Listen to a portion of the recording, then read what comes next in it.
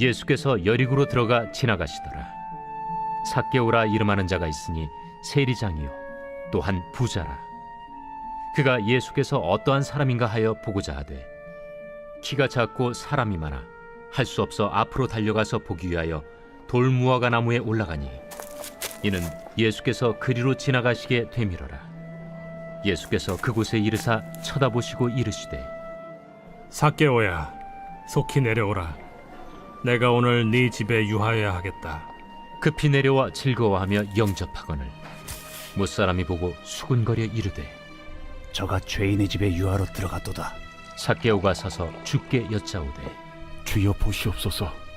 내 소유의 절반을 가난한 자들에게 주겠사오며 만일 누구의 것을 속여 빼앗은 일이 있으면 네 갑절이나 갚겠나이다. 오늘 구원이 이 집에 이르렀으니 이 사람도 아브라함의 자손님이로다. 인자가 온 것은 잃어버린 자를 찾아 구원하려 함이니라. 할렐루야. 우리 참 좋으신 주님의 이름을 찬양합니다. 우리 높으신 주님 앞에 우리 감사와 찬양과 영광의 큰 박수 올려드리겠습니다. 아름다우신 주님, 열방 가운데 찬양받기 합당하신 주님의 이름을 송축합니다. 오늘 우리의 예배를 통해 주님 영광을 받아 주시옵소서. 주님 찬양을 받아 주시옵소서. 네, 오늘 하나님의 놀라운 은혜 가운데 우리 한몸이를 우리 포도의 성도들 한번 사랑스러운 눈으로 바라보시면서요. 오늘 이 시간 영상으로 예배하는 모든 글로벌 포드 식구들과 특별히 우리 케냐 아울리치 팀이 이 시간 실시간으로 함께 예배하고 있습니다.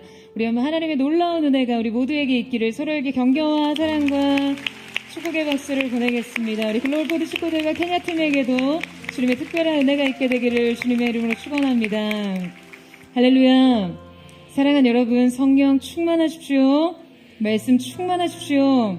오늘 함께 드리는 이 예배를 통해 우리의 인생의 모든 구멍난 공허를 채우시는 가장 완전한 구원의 역사가 우리 가운데 있기를 주님의 이름으로 축원합니다. 자, 옆에 사람과 이렇게 한번 인사하셨으면 좋겠는데요. 주님이 당신의 이름을 부르십니다. 이렇게 축복하시겠어요?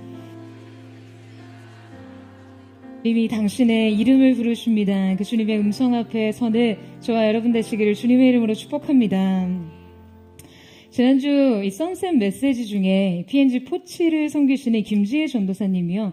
이 주일 학교에는 이전부터 회자되는 말이 있다라고 이야기를 하더라고요. 그건 바로 아이들은 안 듣는 것처럼 보여도 다 듣고 있고 반대로 어른들은 다 듣고 있는 것처럼 보여도 듣고 있지 않다는 말인데요.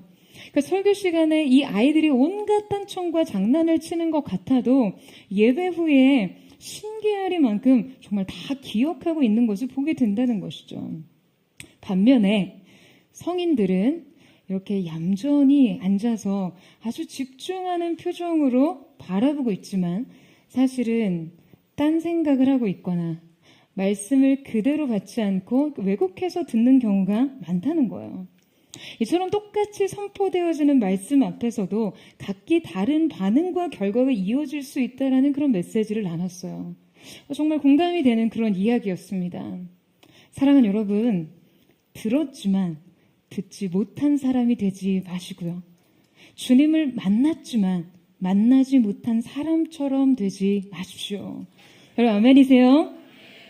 오늘 우리가 함께 읽은 본문 속에서는 이 예수님이 오신다는 소식을 듣고 수많은 인파가 몰렸지만 정작 인생이 변하는 결정적 계기를 마련한 사람은 한 사람뿐이었다는 것을 보여줍니다.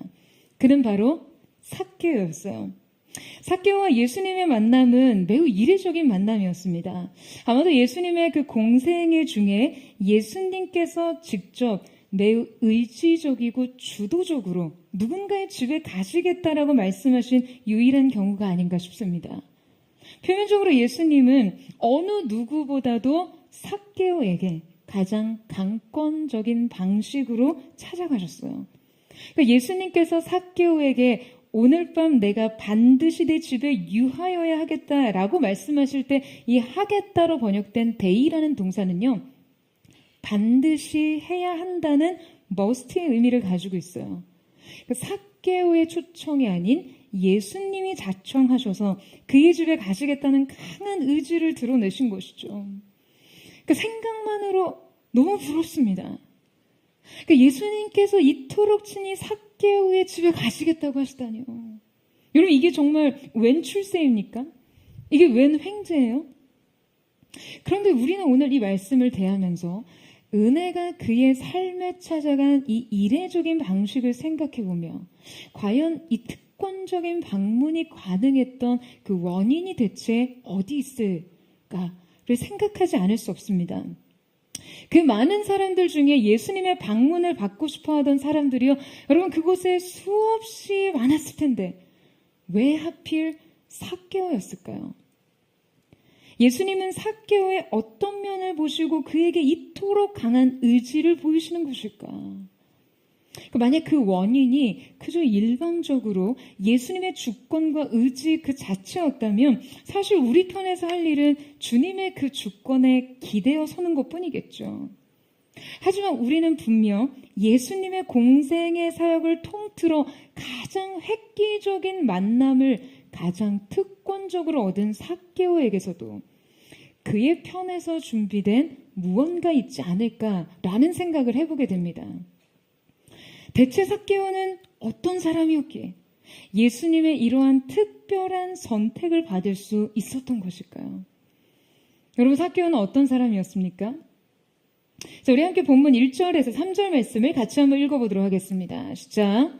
예수께서 여리고로 들어가 지나가시더라. 삭개오라 이름하는 자가 있으니 세리장이요 또한 부자라. 그가 예수께서 어떠한 사람인가 하여 보고자 하되 키가 작고.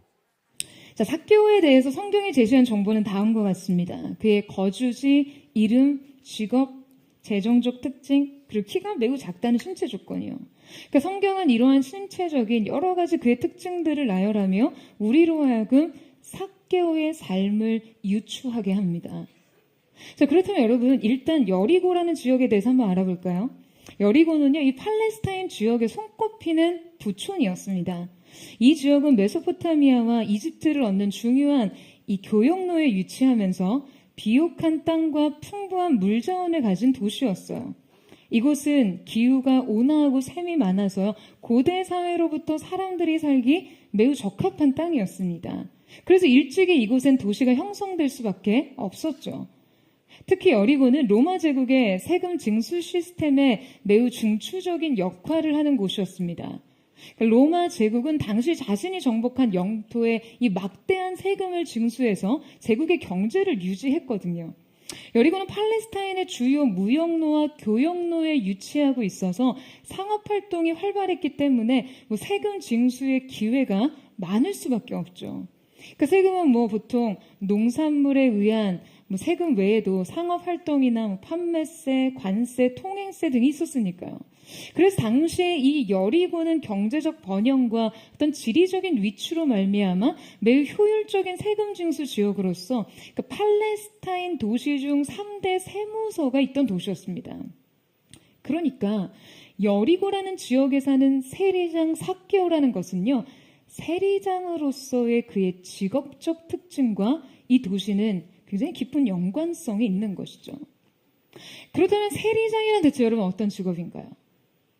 당시 로마 제국은 각 정복지에 세금을 효율적으로 징수하기 위해서 세금 징수인을 고용합니다. 바로 세리들이죠.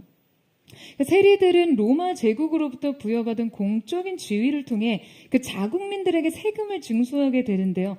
그 중에서도 삭개오는 단순한 세리가 아닌 세리장으로서의 이 세리들을 관리하고 그들이 거두어들인 세금을 총괄하는 국세청장 정도 되는 것이죠. 여러분, 그는 당시 거물급 경제 인사였어요. 성경은 그를 노골적으로 부자라고 칭하고 있는데요. 자, 이 부자라는 표현을 이토록 직접적으로 명시하는 이유는 당시 유대인의 대부분이 식민 생활로 인해 굉장히 심각한 가난에 시달리고 있었던 것과 매우 대조적인 형편의 삭개오를 강조하고 있는 것이죠. 그가 세리였고 그의 재산이 매우 많았다는 것은 또한 이것이 정상적인 방식의 부의 축적이 아닐 수 있다라는 것을 암시합니다. 게다가 그의 이 직업적 특성과 부유함에는요, 사실 동족 사회에서의 굉장한 경멸이 표현돼 있었어요. 유대 사회에서는 세리는 그야말로 파렴치한 죄인이었으니까요. 당시 세리는요, 유대 사회에서 허가받은 도둑이었어요. 보통 세리들은 로마 제국이 위임한 징수에게 그 이상을 거둬들인 후에 로마 제국이 책정한 어떤 세금 액수만을 상납하면 됐기 때문에 실제 징수액과 납부액 사이에 엄청난 차익이 발생했거든요. 여러분, 그걸 누가 가져요? 바로 세리와 세리장이 갔습니다. 바로 이 차액을 그들이 착복하는 것이죠. 그들은 바로 이 로마 제국의 경제적 탄압을 매우 간교하게 이용해서 그야말로 동포의 피를 빨아먹는 자들이었어요. 그들의 부유함에는 매우 심각한 윤리적 결함이 포함되어 있었습니다. 그들은 자신의 동족들에게 심한 미움과 경멸을 받을 수밖에 없었어요. 하지만 그러면 그럴수록 동족 사회에서 배척받을수록 그들은 더더욱 더 부정한 세금 징수에 집착할 수밖에 없었겠죠. 여러분, 왜요? 그들은 이 돈 때문에 자기 민족으로부터 배척을 받았잖아요. 그러니까 이 소외감과 수치심과 외로움을 여러분 뭘로 채울 수밖에 없어요? 돈으로 채울 수밖에 없습니다. 외로울수록, 소외될수록 돈을 의지할 수밖에 없어요. 미움을 받을수록 더 미운 짓을 할 수밖에 없었어요. 더 많은 세금을 착복해요. 바로 이것이 당시 삭개오가 처한 윤리적 딜레마였습니다. 여러분, 그는요, 돈을 위해서 살았어요. 오직 돈을 쫓아 여기까지 왔어요. 그 돈의 힘을 믿으면서요. 돈이 얼마나 중요했으면 동포도 공동체도 사회도 윤리도 필요 없었습니다. 그가 당시 유대 사회에서 세리장으로 살았다는 것만으로 지금 그가 추구하는 삶이 어떤 것인지 여실히 드러나는 것이죠. 그에게 중요한 건 돈밖에 없었어요.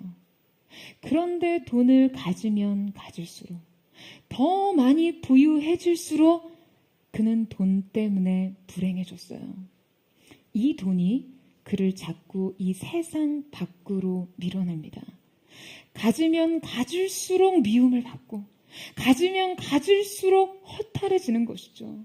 하지만 그럴수록 더 집착할 수밖에 없던 것 역시 돈뿐이었어요. 자신이 소유할 수 있는 것이 관계와 존재감, 애정과 소통 이런 것들이 아니라 그저 돈밖에 없었으니까요. 여러분, 우리의 삶에도 이 삭개오의 문제를 공감할 수 있는 부분들이 있죠. 우리도 무언가를 집요하게 가지려 합니다. 하지만 우리는 내가 그토록 가지려 했던 것들과 끝내 내가 누리게 된 많은 것들이 실제로 나를 풍요롭게 하는 것이 아니라 어쩌면 이걸 얻으려고 지불한 것들에 너무나 소중한 것들이 포함되어 있다는 거예요. 세상을 얻으려고 믿음을 버렸고, 돈을 얻으려고 삶을 지불했고, 권력을 얻으려고 관계를 희생했어요. 만족을 얻으려고 마음을 다 줬지만 결국 내 마음을 채우지 못했습니다. 오히려 마음이 그냥 텅 비어버리고 말았어요. 그 공백을 해결하기가 힘듭니다. 결국 우리는 어떤 순간에 내가 그토록 얻으려고 한 것들이 오히려 내게서 중요한 것을 잃어버리게 한 것들이라는 사실을 깨달을 때가 있다는 것이죠.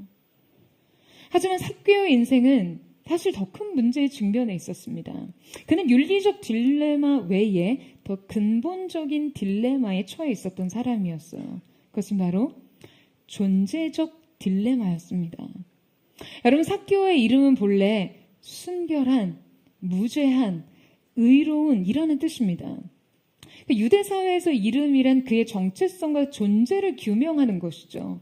그런 의미에서 삭개오의 이름이 깨끗하고 의로운이라는 뜻이라니, 여러분, 이거 너무 아이러니하지 않습니까? 그가 위로부터 그의 부모로부터 부여받은 자신의 고유한 정체성과는 너무나 다른 자신이 되어 있는 것을 그 자신 스스로 어떻게 느끼고 있었을까요? 그는 순결한 의로운이라는 의미의 이름으로 불리면서도 정작 자신은 그 의미와 너무나 반대되는 삶을 살고 있었어요. 정작 그의 삶은 순결한이 아닌 부정한이었어요. 이 간극은 누구에게나 조롱거리가 되었을 거예요. 여러분, 끝내 사람들이 삭개오를 어떻게 부르죠? 사람들은 그를 어떻게 불렀습니까? 사람들은 급기야 그의 이름을 부르기를 거부합니다. 저 오늘 본문에서 사람들이 삭개오를 향해 수군거렸던 그 장면을 보면요, 사람들이 통상적으로 지금 그를 어떻게 지칭하는지를 알 수 있습니다. 7절 말씀 보시겠어요? 무사람이 보고 수군거려 이르되 저가 죄인의 집에 유하러 들어갔노라 하더라. 여러분, 사람들은 그를 그냥 죄인으로 불렀어요. 삭개오가 아니라 죄인이요. 의로운이 아니라 죄인으로요. 삭개오는 이름이 필요 없었습니다. 그는 그냥 죄인 그 자체였어요. 그의 이름은 본래적인 모습과 너무나 거리가 멀어서 이제는 아무런 의미가 없었습니다.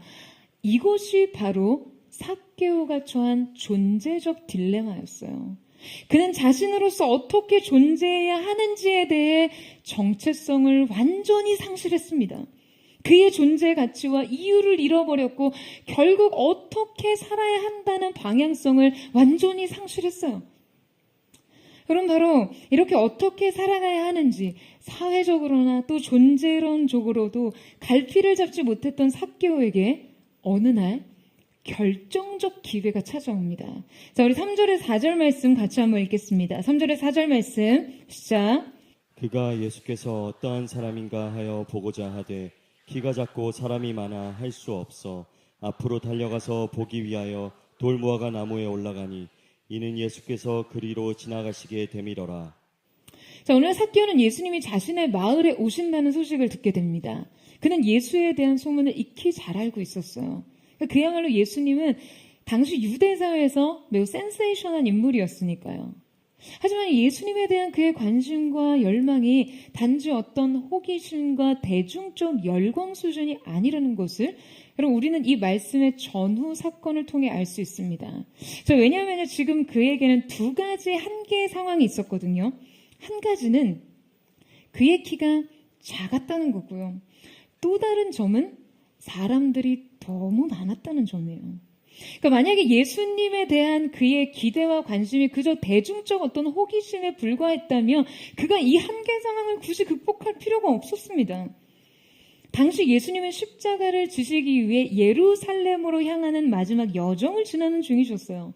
예수님을 따르던 추종하는 무리들은 예수님이 예루살렘을 향한 그분의 여정에 굉장한 상당한 흥분을 느끼고 있었습니다. 그들은 예수님을 정치적 메시아로 믿고 있었고 그가 이제 예루살렘에 들어가시기만 하면 이제 로마로부터 압제해서 그들을 해방시키시고 자유와 회복을 선언할 것을 믿고 있었어요.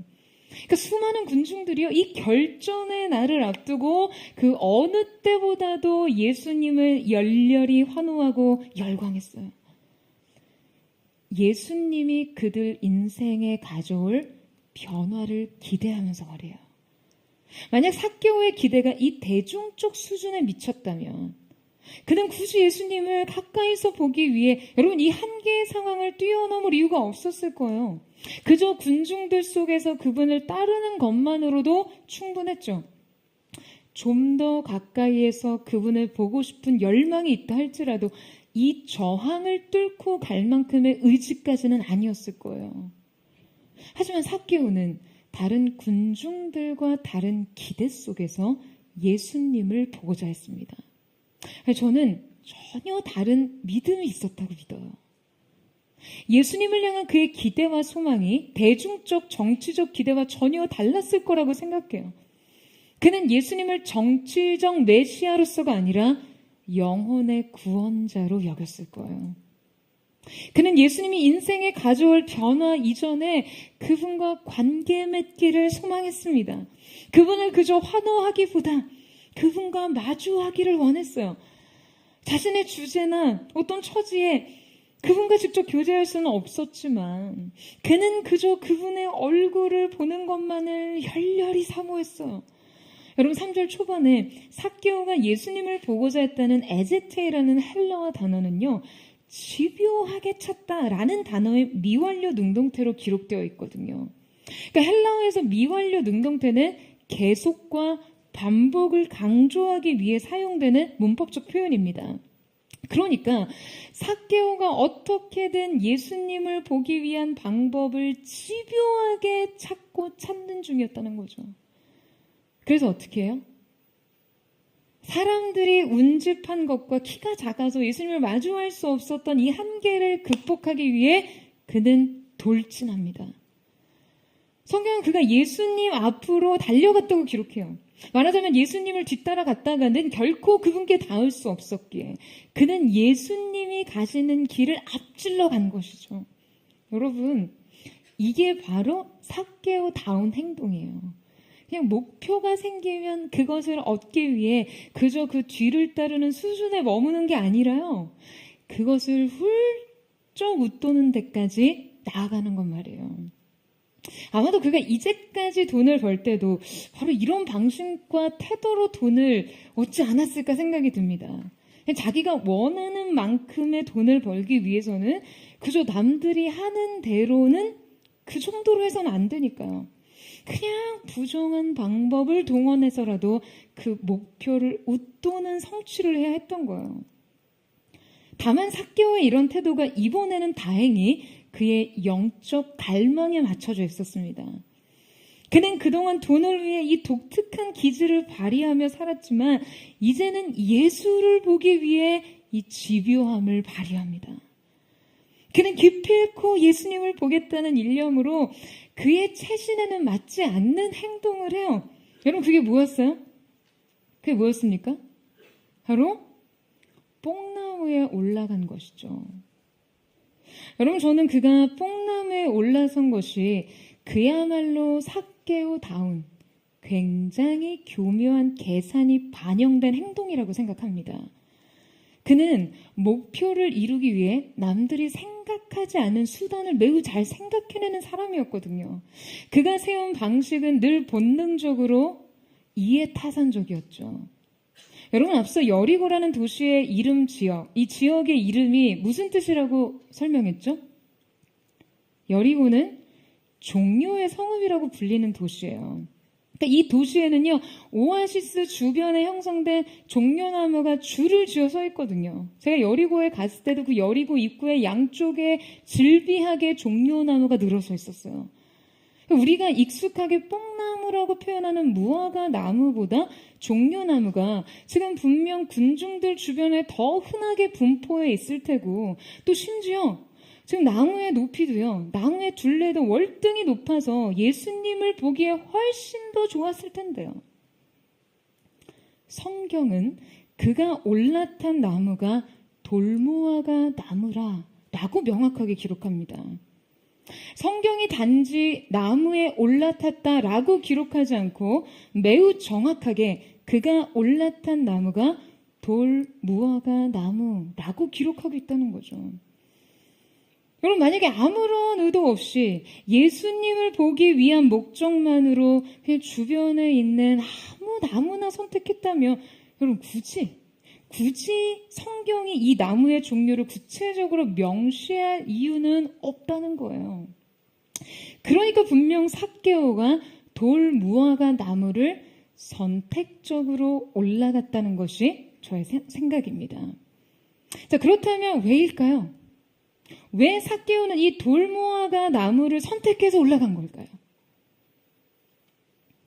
여러분 이 돌무화과 나무는 엄밀히 무화과와 계통은 다르지만 비슷한 야생 열매를 맺는 나무입니다. 그러니까 중동 지역에 가면 이 무화과 열매를 굉장히 많이 먹죠. 그런데 이 돌무화과 열매의 경우에는요. 그냥 이렇게 나무에 대롱대롱 이렇게 매달려 있게 두면 떫어서 식용이 불가능합니다. 그래서 목자들이 이 나무에 올라가서 바늘로 일일이 열매를 뚫고 그 자리에 올리브 기름을 발라줘야지 이 열매의 당도가 생겨요.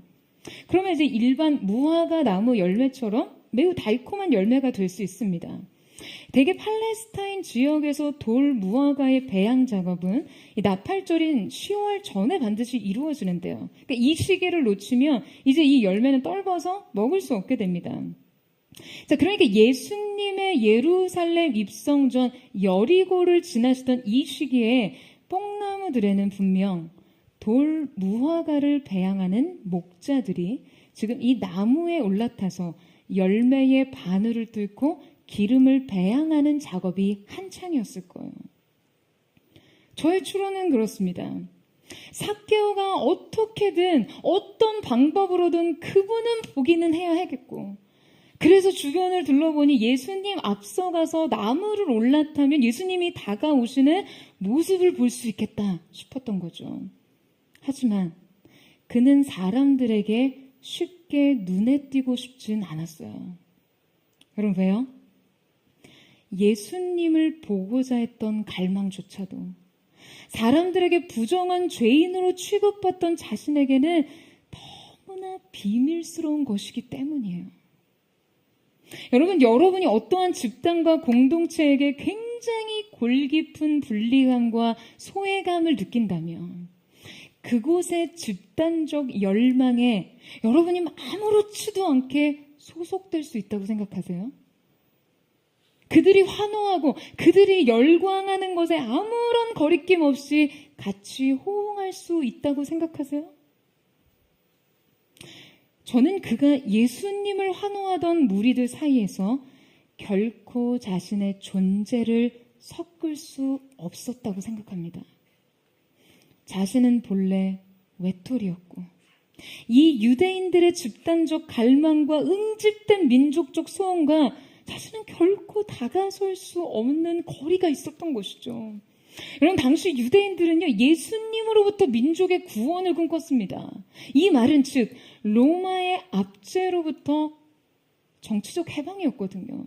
그런데 여러분, 삭개오는 바로 이 로마의 지배와 권력에 기생하듯 사는 기생충 같은 인생이었어요. 지금 로마와 유대 민족사에서 이 피지배 간의 관계를 통해 교묘히 경제적 이익을 취하고 있던 삭개오가 그들과 함께 예수님을 추종한다는 게 여러분 이게 얼마나 우스꽝스러운 모습입니까? 그는 자신의 동족들이 예수님께 걸었던 희망과 기대에 자신이 나란히 서 있는 것이 굉장히 어색하고 민망했을 거예요. 예수님을 보기를 그토록 원했지만 자신은 결코 그들과 같을 수 없기에, 그들 가운데 그저 한 사람으로서 존재할 수 없기에, 그들과 같은 꿈을 꿀 수 없기에 그는 자신의 갈망조차 드러내기 어려웠던 것이죠. 그러니까 여러분, 어린 시절 주일학교에서 배운 뽕나무에 올라간 삭개오의 그 용기와 대범함에는요, 사실상 바로 이러한 초라한 소외감이 끼어 있었던 거예요. 결코 자기 민족과 함께 그분을 바라볼 수 없었던 지독한 소외감 말이죠. 하지만 그는 예수님을 결코 포기할 수 없기에 끝내 자신을 위장해서라도 그분을 보기를 선택합니다. 여러분 어떻게 해요? 바로 이 돌 무화과에 올라가 목자들 사이에 자신을 숨긴 것이죠. 그저 돌 무화과 열매를 배양하는 목자들 틈에서 그들 같이 보이기를 바랬던 거예요. 그런데 바로 그때 삭개오, 배신자 삭개오, 죄인 삭개오, 끝내 이름조차 지워진 익명의 죄인 삭개오에게 혁명적 부름이 들려옵니다. 자, 우리 5절에서 6절 말씀을 같이 읽겠습니다. 시작. 예수께서 그곳에 이르사 쳐다보시고 이르시되 삭개오야 속히 내려오라. 내가 오늘 내 집에 유하여야 하겠다 하시니 급히 내려와 즐거워하며 영접하거늘. 자, 여러분, 나무 위에 있던 삭개오가 사람들의 주의를 끌지 못했던 것은 앞서 얘기한 대로 그가 당시 뽕나무를 배양하던 목자들 중에 하나로 보였기 때문이었어요. 그는 그들 사이에서 자신의 존재를 위장하면서 몰래 예수님을 바라보고 있었습니다. 그 마음속에 차오르는 그분에 대한 강한 사모함과 갈망들은 그가 그 나무에 매달려서 그저 그분을 멀찍이 바라보는 것으로 채워야 했어요. 하지만 그러던 중 삭개오는 도저히 믿을 수 없는 부름을 듣게 됩니다. 예수님이 그 목자들 사이에서 버젓이 자신을 발견하시고는 더욱이 자신의 이름을 부르시는 게 아니겠어요? 삭개오야. 예수님은 그의 이름을 알고 계셨어요. 뿐만 아니라 그를 지명하여 부르고 계셨습니다. 여러분, 이 부름의 의미가 삭개오에겐 단지 그냥 한 번도 본 적 없는 낯선 이에게서 자신의 이름이 불러졌다는 그런 놀라움 뿐이었겠어요? 여러분, 예수님 입에서 떨어지는 그 이름의 의미를 한번 생각해 보세요. 삭개오의 이름의 뜻이 뭐라고 했죠? 순결한 의로운이었습니다.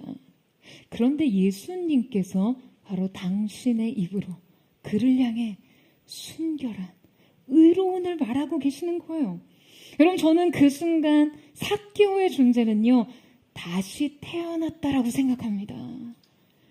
그분의 입에서 그의 이름이 불러지는 순간 말이에요. 그 순간 그는 자신의 존재적 딜레마를 해결했을 거예요. 사랑하는 여러분, 주님은 삭개오를 아셨어요. 삭개오의 인생과 삭개오의 정체성과 삭개오의 과오까지 전부 다요.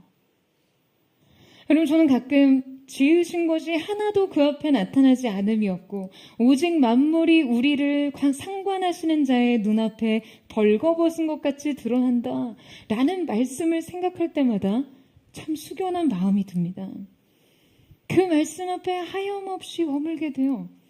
주님 앞에 우리의 그 어떤 것도 숨길 것이 없다는 그 생각을 하게 되면요, 주님 앞에 투명해진 나 자신에 대해 진정한 존재감을 느끼기 때문이죠.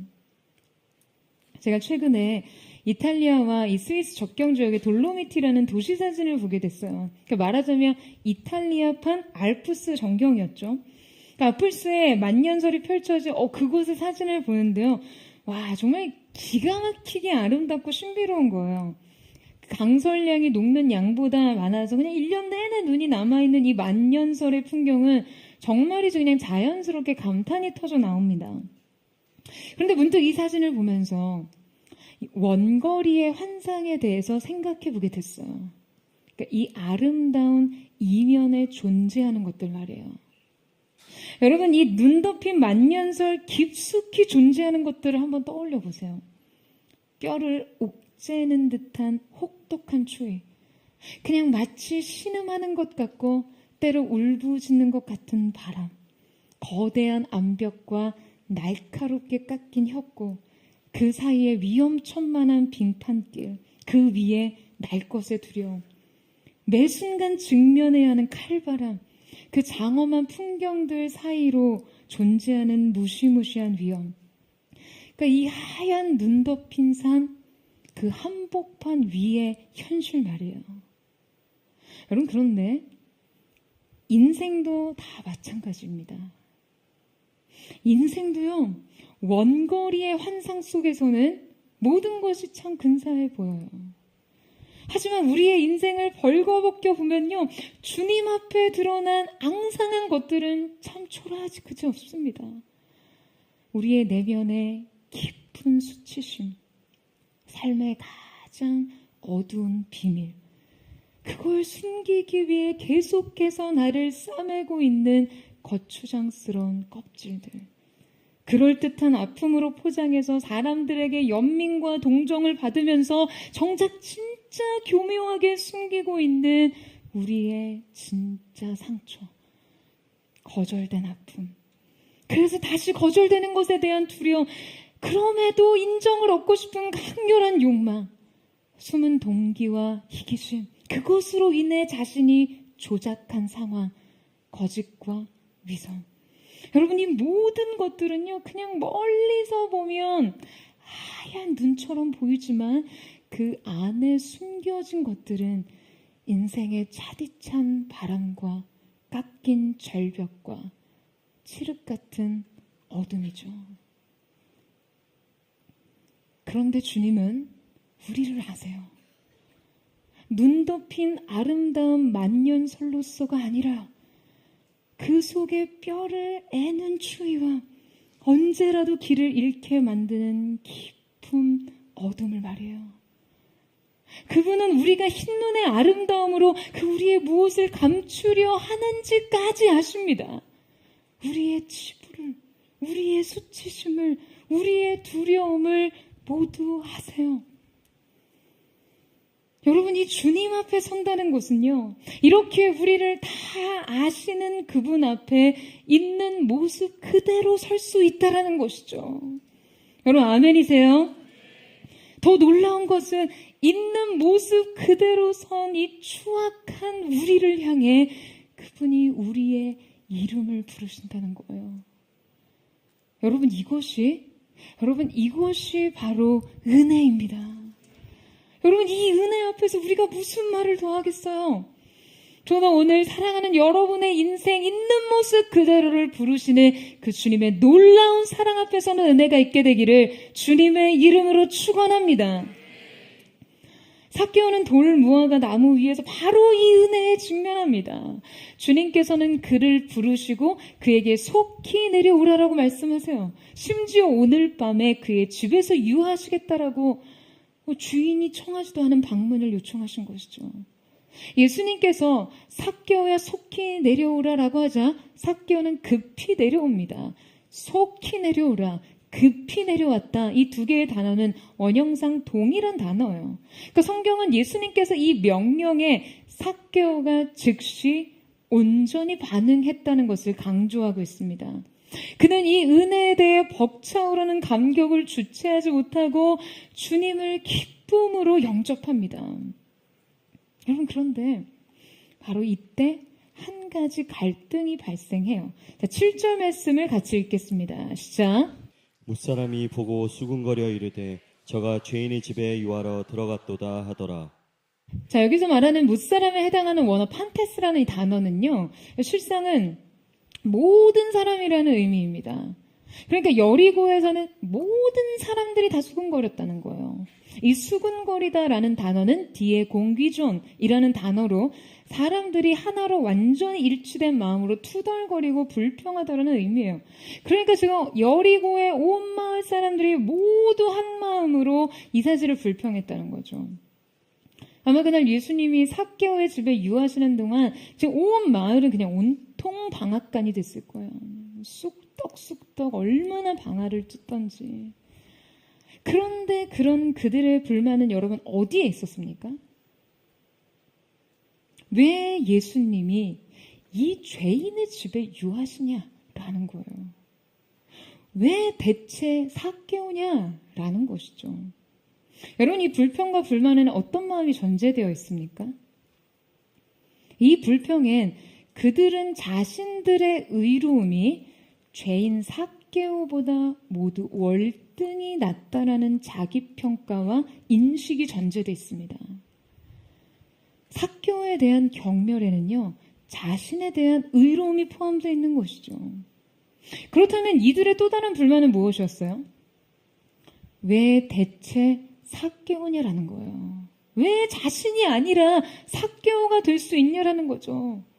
여러분, 제가 설교 서두에 언급했지만 이것은 우리도 참 궁금한 거 아닙니까? 대체 왜 삭개오일까? 그렇게 많은 군중 속에서 왜 유독 삭개오 한 사람은 주님께서 주목하셨고 그의 모순된 이름을 부르시고 불의한 삶에 개입하고자 하시는 걸까? 왜 그와 함께 유하시며 대화를 하시고 그의 처소에서 잠을 청하시고 그의 침상에서 아침을 맞으시려는 걸까요? 여러분, 왜요? 왜 대체 삭개오가 누군데요? 대체 그가 수많은 군중들과 뭐가 다른데요? 제가 설교를 준비하면서 이 질문에 계속 머물러 있는데요. 예전에 이 앨런 퍼즈, 바바라 퍼즈 공저로 엮은 이 결국 해내는 사람들의 원칙이란 책에서 본 한 가지 그림이 떠올랐습니다. 바로 이 그림인데요. 변화를 원하는 사람과 변하고 싶은 사람을 찾고 있는 그림 말이죠. 여러분, 저는 수많은 군중 가운데 삭개오의 이름을 부르신 예수님의 선택은 물론 예수님의 주권적인 은혜로 말미암은 것이었지만 적어도 군중들과 삭개오의 차이점이 반드시 존재한다면 바로 이 한 가지가 아닐까 생각이 들었어요. 당시 예수님을 따르던 수많은 무리들, 많은 사람들, 심지어 그분의 제자들까지도 예수님을 통한 변화를 원했습니다. 그들은 구원자를 기다렸어요. 그들은 예수님이 그들에게 자유와 해방과 영광을 가져다 줄 것을 믿었습니다. 그들의 삶에서 잃어버린 것을 되찾아주고 무너진 것을 회복시켜주고 이전의 영광을 되돌려줄 변화를 갈망했어요. 하지만 그들은 변하고 싶지는 않았습니다. 그들은 정작 자신의 변화를 원하지는 않았어요. 오히려 그들은 철저하게 자신은 지키고 싶었습니다. 그런데 삭개오는 달랐어요. 삭개오는 변하고 싶었어요. 단지 변화를 원한 것이 아니었습니다. 존재가 변하기를 원했고, 삶의 목적이 변하기를 원했고, 삶의 방향이 변하기를 원했습니다. 그리고 바로 예수님을 만난 다음 행동이 그의 이 내적 갈망을 분명하게 말해줘요. 8절 말씀 같이 한번 읽겠습니다. 시작. 삭개오가 서서 주께 여짜오되 주여 보시옵소서 내 소유의 절반을 가난한 자들에게 주겠사오며 만일 누구의 것을 속여 빼앗은 일이 있으면 내 갑절이나 갚겠나이다.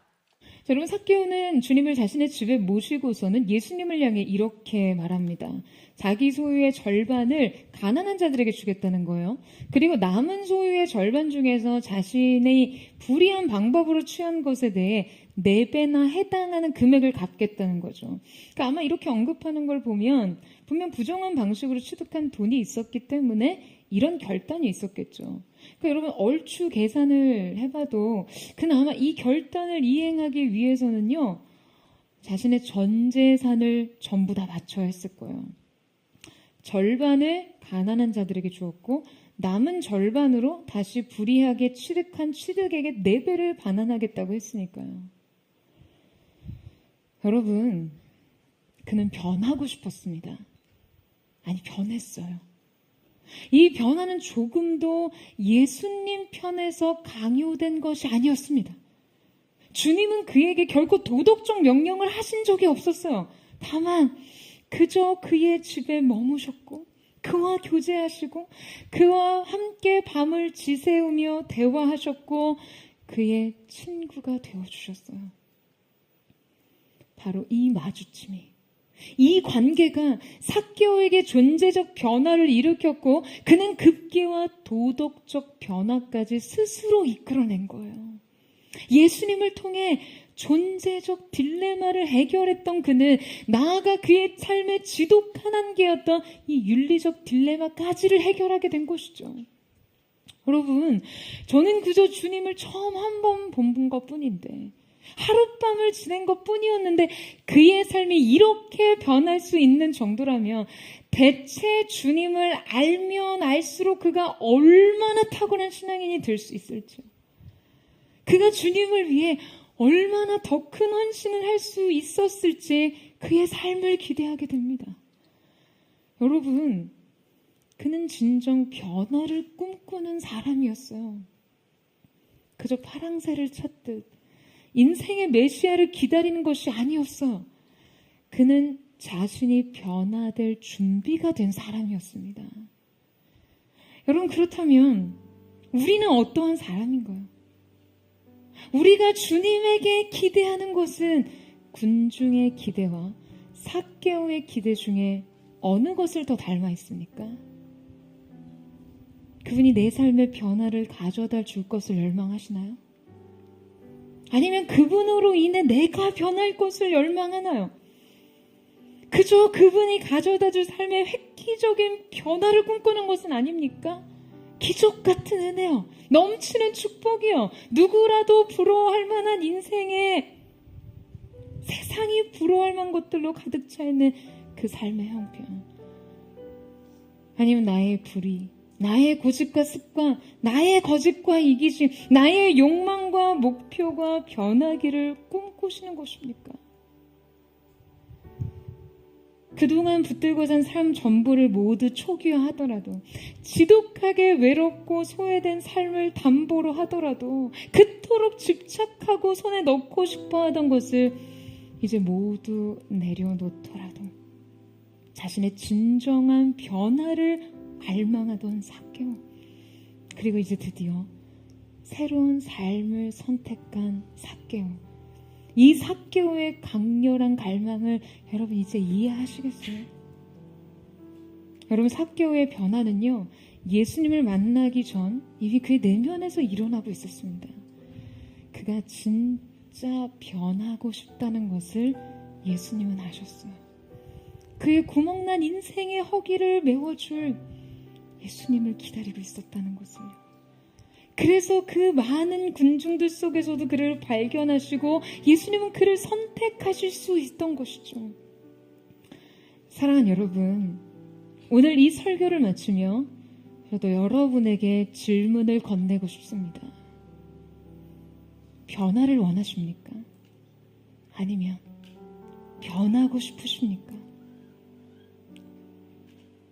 여러분, 저는 저와 여러분 가운데 새로운 삶을 위한 우리 자신의 진정한 변화를 갈망하며 예수님 앞으로 달려갈 수 있는 은혜가 있게 되기를 주님의 이름으로 축원합니다.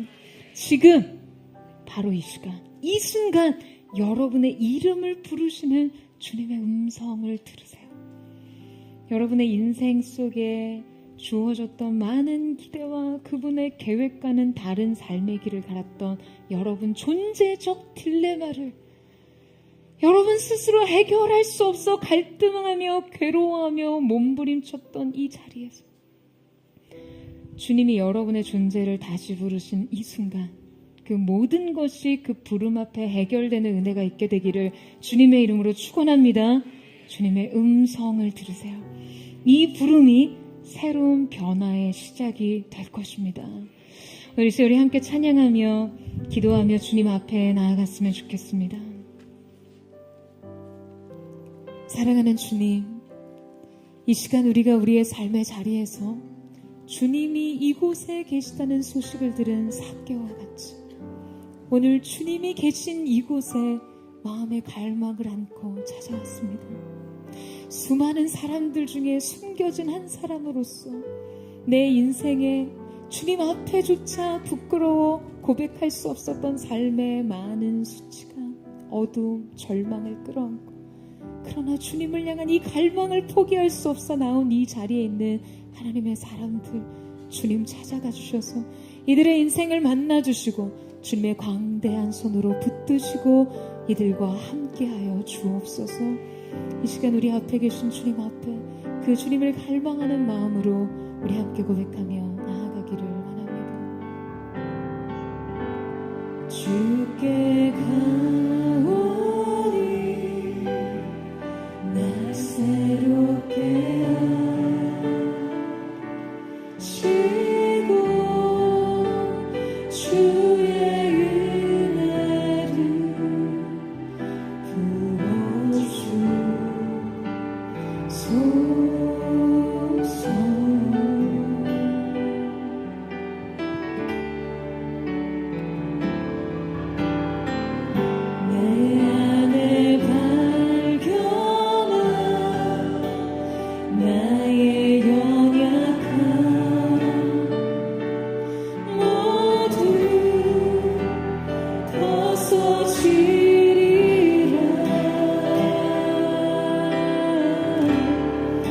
주의 사랑으로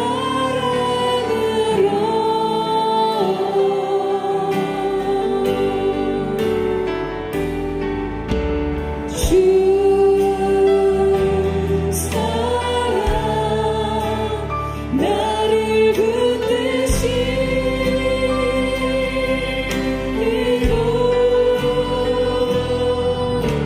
주 곁에 나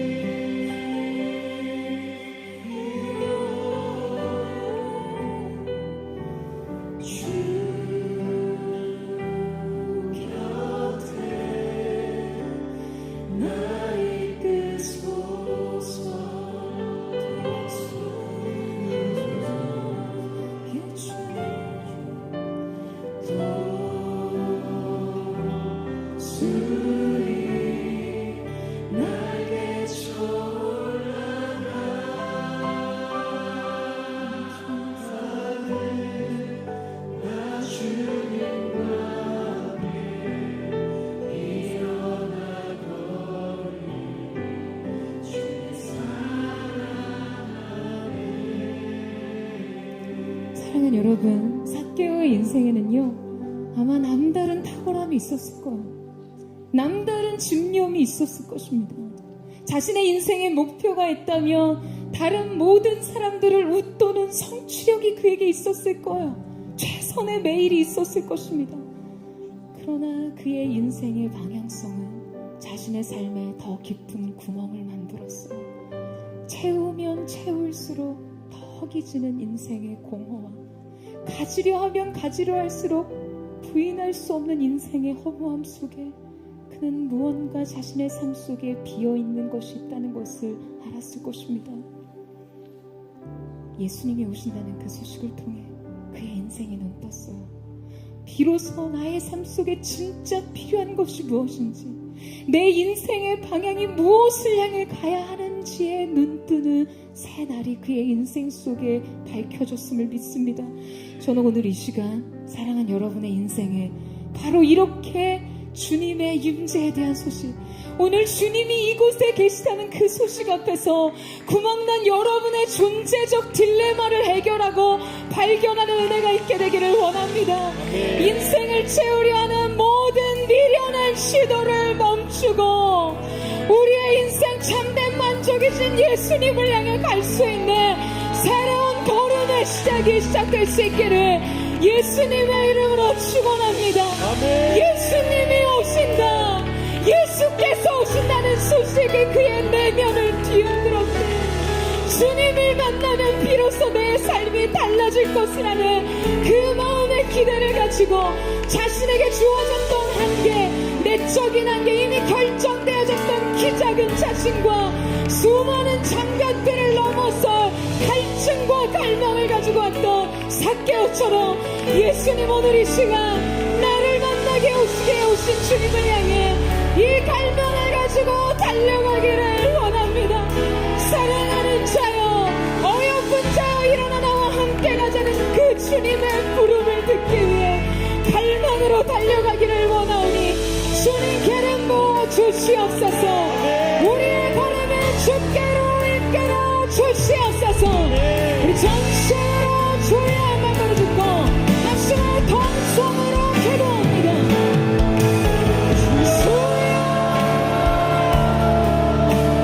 살아계신 주님, 제 손의 삶을 들어 남들보다 더 뛰어난 목표를 향한 집념도 내려놓고 인생의 방향을 재설정하기를 원합니다.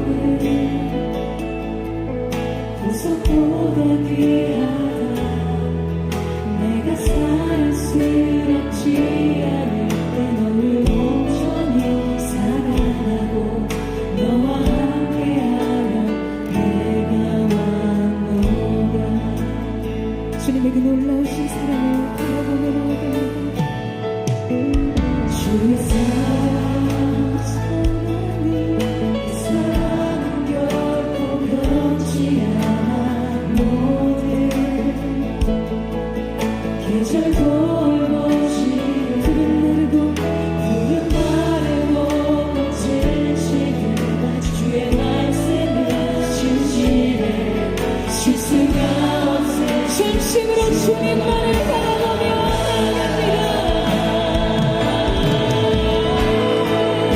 주님의 나라와 뜻이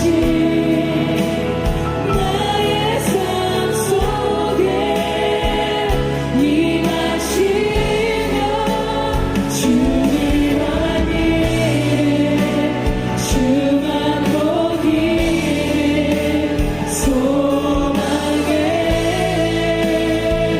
그렇게 살아가 힘과 두려움 없는 믿음 주신 나의 하나님 완전한 삶 주님의 나라와 주님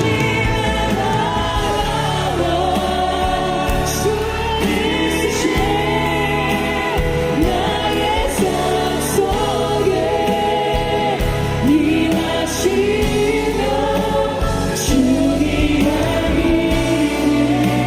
주만 보기를 소망해 그렇게 살아가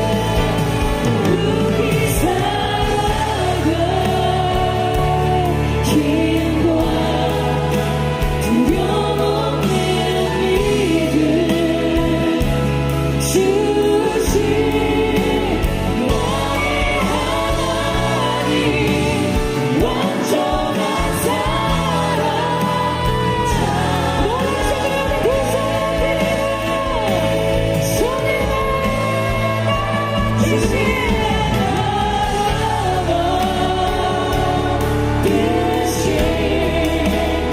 나의 삶 속에 임하시며 주님 아니 우리가 주님 보기를 원합니다.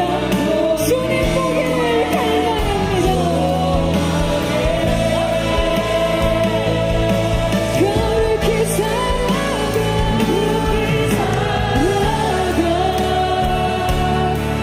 힘과 두려움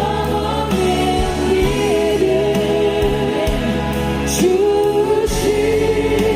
믿음 주신 나의 하나님 완전한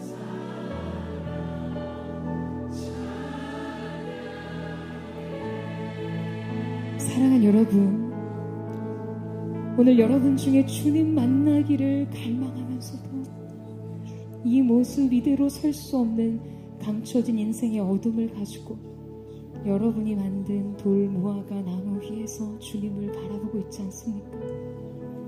너무나 가까이 가고 싶지만 인생의 진정한 변화를 꿈꾸면서도 공의와 모든 것에 완전하신 불꽃 같은 주님의 눈앞에서 이 모습을 드릴 수는 없어서 뒷걸음질 치는 그 마음을 가진 자들 있지 않으세요? 사랑하는 여러분, 우리 주님의 사랑은 완전한 사랑입니다. 우리가 아직도 죄인 되었을 때, 우리가 아직도 연약할 때 그리스도께서 우리를 위하여 죽으심으로 우리를 향한 하나님의 자기 사랑을 확증하셨어요. 여러분, 돌 무화과가 아닌 십자가를 향해 가세요. 주님은 연약한 우리를 위해, 죄인된 우리를 위해, 사람과 세상은 원거리의 환상을 가지고 여러분을 바라보고 대하고 기대할지 모르지만 완전하신 주님의 사랑은 여러분의 이름을 부르십니다. 여러분을 향한 주님의 계획과 기대 그대로를 가지고 여러분의 인생의 이름을 부르세요. 우리의 죄된 모습 안에서 사랑을 끌어일으키시는 주님 앞에 우리가 서 있는 줄로 믿습니다. 온 땅의 주인이 되신 그분께서 우리의 인생 속에 찾아오셔서 주님이 여러분의 이름을 부르실 때 여러분 두려워하지 말고 그분 앞으로 나아가십시오. 그분과 함께 사세요. 아멘. 온 땅의 주인 되신 주님이 내 이름 아시며 상한 마음 돌보네. 어둠을 밝히시는 새벽별 밤하늘은 내와 주의 길 비추시네. 나로 인함이 아닌 주가 행하신 일로 나의 행함이 아닌 오직 주로 인하여 나는 오늘 피었다 지니 이름 없는 꽃과 같네. 바다에 있는 파도 안개와 같지만 주는 나를 붙드시고 부르짖은 때 되시며 날 위하다 하시네.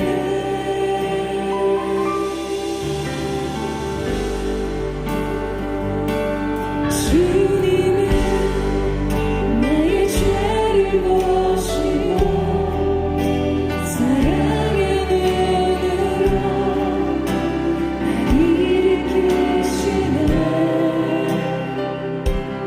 바다를 잠잠하게 하시네. 내 영혼의 폭풍 조용케 하시네. 나로 인함이 아닌 주가 행하신 일로 나의 행함이 아닌 오직 주로 인하여 나는 오늘 피었다 지네. 이름 없는 꽃과 같네. 바다에 있는 파도 안개와 같지만 주는 나를 붙드시고 부르짖은 때 되시며 날 위하다 하시네. 나는 오늘 피었다 지네. 이름 없는 꽃과 같네. 바다에 있는 파도 안개와 지치지만 주는 나를 붙드시고 부르짖은 때 되시며 날 위하다 하시네. 나 죄 되지 주의 것 나 죄 되지 주의 것 생겼습니다. 나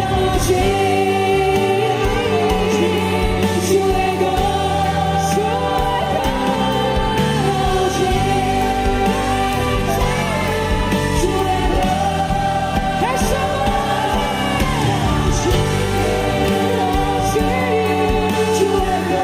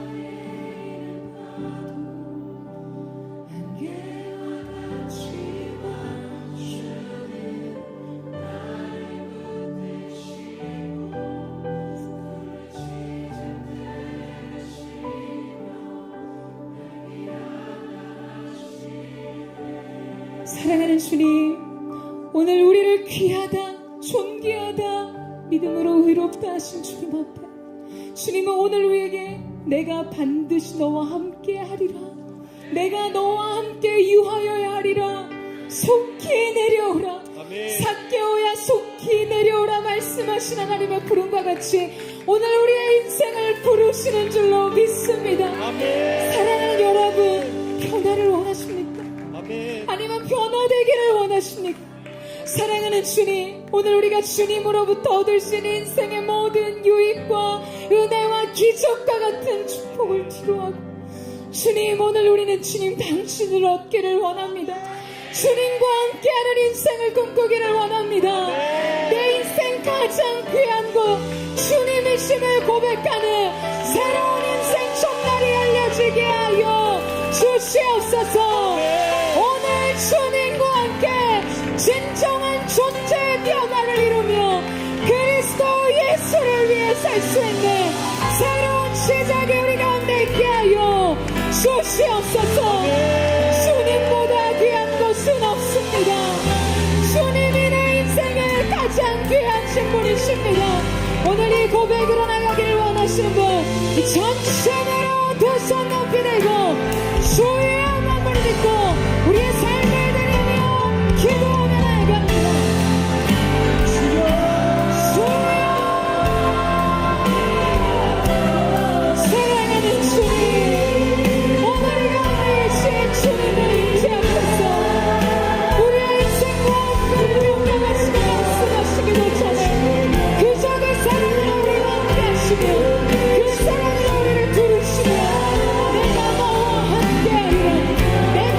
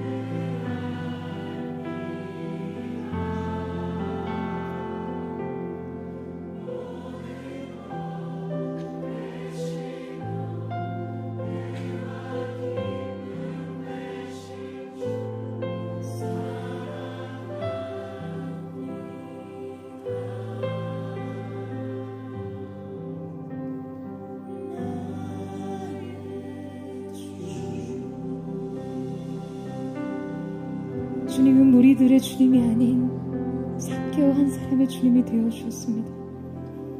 좁힐 수 없었던 인생의 거리를 주님께서 달려와 주셨습니다. 내가 너와 함께 살겠다라는 인생의 표지와 같은 상징으로 그와 보내신 그 하루, 주님 앞에 주님과 함께 살았던 그 하루의 시간으로 삭개오는 평생의 삶을 살아낼 수 있었을 거라 믿습니다. 사랑하는 주님, 오늘 이 시간 이후로 주님과 함께 사는 삶의 기쁨을 누리게 하여 주시옵소서. 주님이 우리의 삶 속에 그 어떤 명령을 내리시기 전에 내 인생을 만나주신 주님의 그 완전한 사랑의 감동, 주님과 함께한 이 하루로 인해 평생의 삶을 살아낼 수 있는 기쁨이 그에게 있었던 거죠. 주님, 그 기쁨으로 사는 포도의 성도들 되게 하여 주시옵소서. 이 구원의 기쁨이 회복될지어다. 주님의 임재로 함께 평생을 사는 거룩한 하나님의 사람들이 될지어다. 의로운 거룩한 세대여 일어날지어다. 주님을 위해 살기를 원합니다. 나의 주 나의 예수님 찬양을 받아 주시옵소서. 주님을 더욱 사랑하기를 원하나이다. 우리의 기쁨, 우리의 전부, 우리의 소망, 우리의 영광, 우리의 모든 것 되시는 주님을 찬양합니다. 그게 완전한 사랑을 주신 주님 앞에 감사드리며 살아계신 예수님의 이름으로 기도드립니다. 아멘. 할렐루야. 할렐루야. 우리 다시 한번 큰 박수로 우리 아름다우신 예수님, 나의 사랑, 나의 기쁨, 나의 주님, 예수님 찬양합니다. 주님 더욱 사랑하기를 원합니다.